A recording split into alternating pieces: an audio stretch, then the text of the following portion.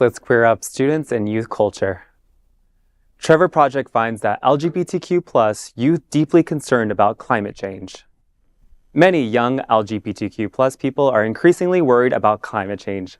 According to the latest research brief from the Trevor Project, 55% reported worrying about climate change frequently, 38% said they worry sometimes, and only 7% said they don't worry at all.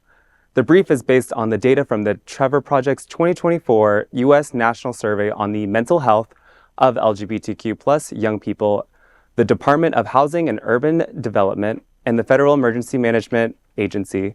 The brief says that the frequent worry about climate change was more likely to be reported by 59% of those aged 18 to 24, 59% of people living in large cities, and 55 to 56% these residing in the Northeast, West, and Midwest.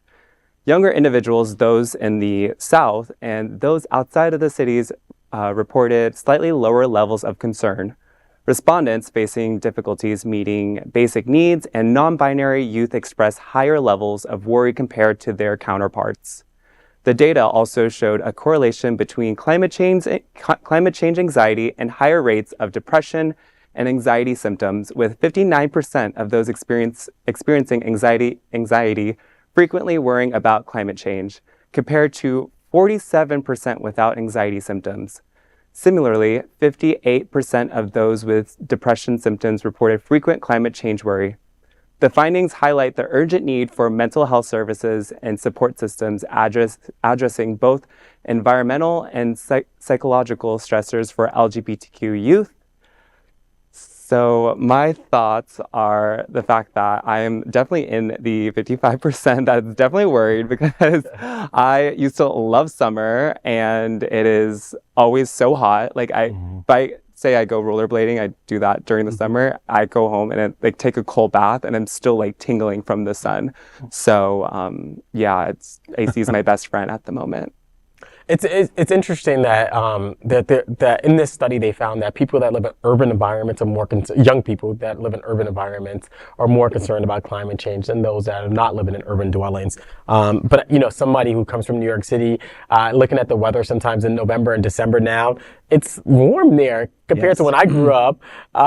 You always had snowstorms in November and December, and now it's they're getting 65 degrees in New York City in November and December, which is such an anomaly from when I grew up in the 80s and 90s, when it was just, we had these 10-inch snowstorms, 12-inch snowstorms in New York City, Absolutely. But now that's not happening. That's more and more less frequent. And so climate change is a serious concern, and it does mess with a young person's hormones. It messes with them psychologically, like you just said, Nico, that you're not able to really go out and rollerblade, doing things that you really love to do and enjoy to do, because you're stuck in the house, probably because in the AC, because it's way too hot out. And so it does impact us mentally, because we can't do the things that allows us to release stress, right? And to release those endorphins.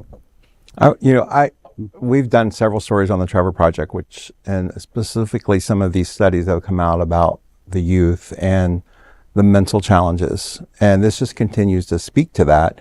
However, I still say I'm so encouraged for our youth, because they do have empathy. They do have compassion. They really care about things. And I feel like those are our future leaders, and we've got to be better prepared to help them mentally be prepared to, just like what's going on with you, preparing them to live a life, right? And as long as we can continue to move that forward, they're going to be a great attribution to our society. Absolutely. Vaughn, that's such So a good. That's such a good takeaway. Yeah, right? That's amazing. The fact that they are concerned about issues such as climate change, right? That it is a concern for them, and that they have apathy, right? And they're concerned about issues that impact not just them, but all of society, And so I do have high hopes for our young people. Absolutely. And thank you for that. That was so great. Good. So well said. So well said. The other thing about this story, though, is that it calls for greater attention to mental health counseling. I think, this post-COVID world, we've seen an increase not just with young people, but people in general who need mental health assistance. And listen, I'm a therapist and I speak to therapists, right? And so it's so important that we have resources out there to help us just process things and to help us calm our anxiety or work on our depression, right? And it's okay. Right. And that's what I love about the Trevor Project. They make things okay. Yep, They normalize absolutely. things like mental health counseling. So thanks.